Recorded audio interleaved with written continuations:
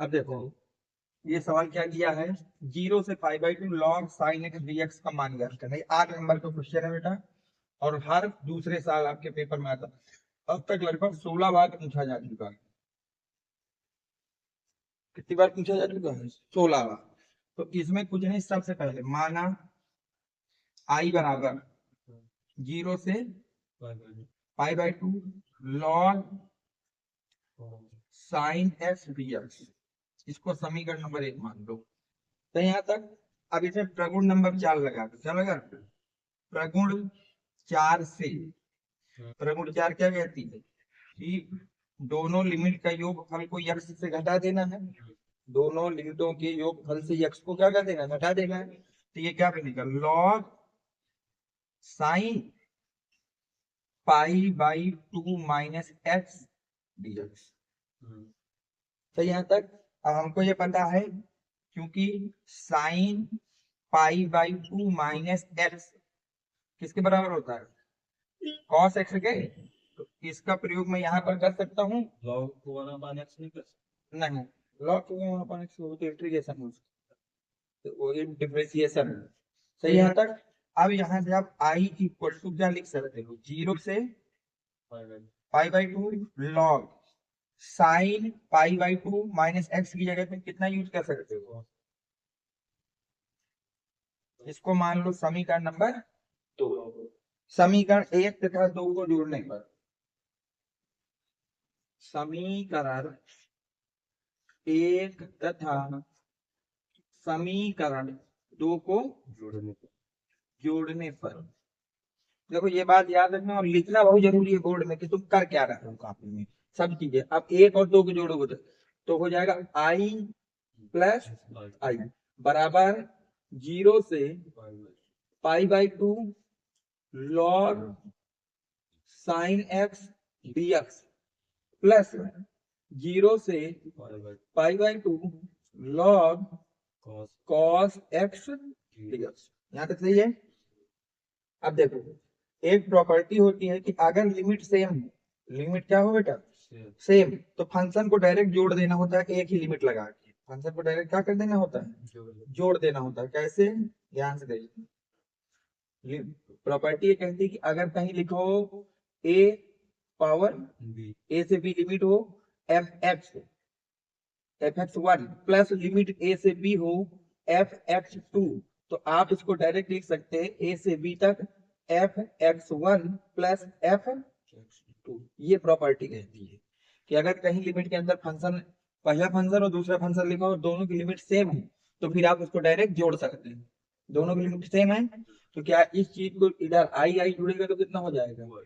Equal to 0 से π/2 log sin x plus log cos x। तो यहाँ तक।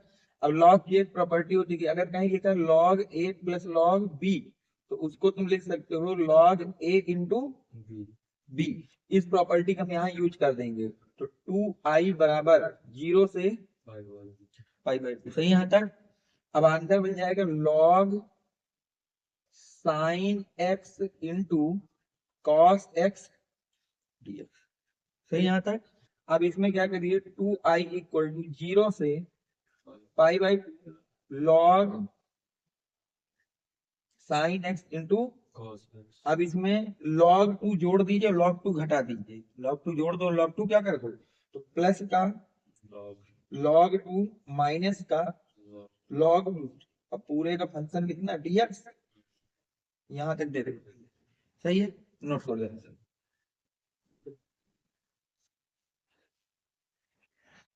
अब आगे देखिए, अब यहाँ पे फिर यही वाली प्रॉपर्टी लगा देते हैं, log a plus log b है, तो क्या इसको तुम लिख सकते हो बेटा 2i इक्वल टू 0 से π/2 log 2 sin x into cos x minus का log 2 dx। सही है तक। अब हमको ये पता है कि जो sine 2 sine x into cos x होता है, ये अपने किसके इक्वल होता है, साइन 2x के इक्वल होता है। तो इस प्रॉपर्टी को यहाँ अप्लाई कर लेते हैं, तो क्या आपके पास फंक्शन हो जाएगा 2i इक्वल टू 0 से पाई बाई 2 लॉग साइन 2x। अब मैं dx को भी अंदर ले आता, dx माइनस 0 से पाई बाई 2 लॉग 2 ये कम सही है, एक साथ दोनों कर लो। अब यहां से देखो, जो साइन 2x है क्या है बेटा, 2x को माना 2x इक्वल टू टी है, 2x को क्या मान लो, तो क्या 2 dx इक्वल टू बन जाएगा dt। तो dx की जगह तुम कितना लिख सकते हो, dt बाई 2। अब लिमिट भी चेंज हो जाएगी, तो अगर x की जगह 0 रखोगे, जब आपके x बराबर 0 है, t बराबर भी कितना आ रहा है, 0 रख दोगे तो 0 आ जाएगा। और जब x बराबर रखोगे बेटा पाई बाई 2, 2x है तो 2 से 2 कट जाएगा, तब उस समय t बराबर कितना आएगा, पाई आ जाएगा। अब देखना ध्यान से, 2i इक्वल टू, अब लिमिट बदल गई क्योंकि t में चले गए, तो 0 से अंदर बन गया बेटा log sign t into dt by,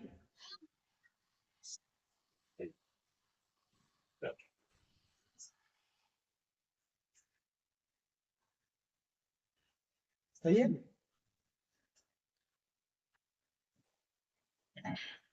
अब तक ये यहां तक की बात हो गई। अभी आगे आइए, माइनस लॉग 2 तो कांस्टेंट है, तो उसको बाहर ले आता हूं, लॉग 2, अब अंदर बचेगा 0 से पाई बाई 2 डी।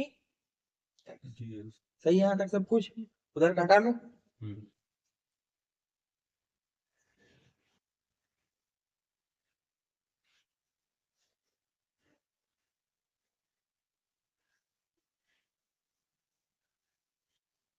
अब देखिए, अब 2 को मैं इसको 2i इक्वल टू बेटा, ये जो 2 है 2 को बाहर ला सकता हूँ, जो हो जाएगा बेटा 1/2 कितना, 0 से पाई, अंदर होगा बेटा लॉग साइन टी इंटू हाँ माइनस लॉग 2।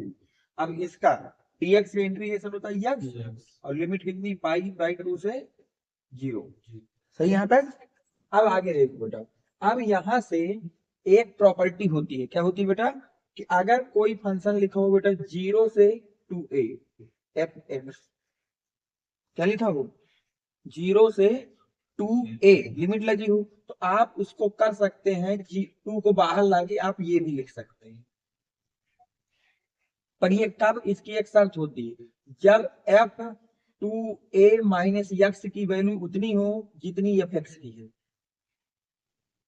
अगर कहीं है तो लिमिट को आप आधा कर सकते हो, लिमिट को क्या कर सकते हो, पर शर्त ये है कि जब 2a माइनस एक्स किसके बराबर हो, तो पहले चेक कर लेते हैं कि ये बराबर है कि नहीं, और फिर आगे देखेंगे। तो ध्यान देखो, हमारे पास क्या साइन टी है, तो हो जाएगा लॉग, सही है पूरा, साइन टी की जगह आ जाएगा 2a minus O pi minus T, pi minus, सही यहाँ तक। अब पाई, अब 180 में जो घटाओ तो आएगा वो उतना ही, तो ये आ जाएगा लॉग साइन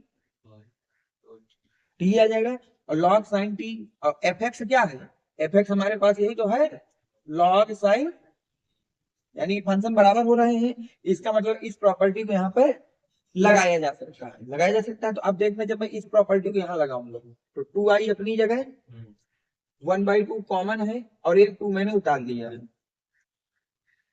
ये कॉमन लीजिए। तो जब तुम 2 को कॉमन लोगे तो अब 2a का a होता था, तो पाई का कितना हो जाएगा, अगर 2 हो जाएगा। अब पाई बाई 2 होने के बाद अंदर क्या बचेगा, अंदर तो वही रहेगा जो था, log sine t minus sine t d t, सही यहाँ तक, माइनस लॉग 2, और अंदर बनेगा बेटा पाई by 2 minus upper limit minus lower limit. अब यहां से इस 2 से ये 2, अब आपके पास क्या बचा, 2i इक्वल टू 0 से लिमिट कितनी जा रही बेटा पाई बाई टू जा रही है। अब यहाँ बचा क्या, केवल log sine t, sine t dt बचा। और यहाँ पर कितना आ जाएगा भाई, ये आ जाएगा बेटा पाई लॉग 2 बाई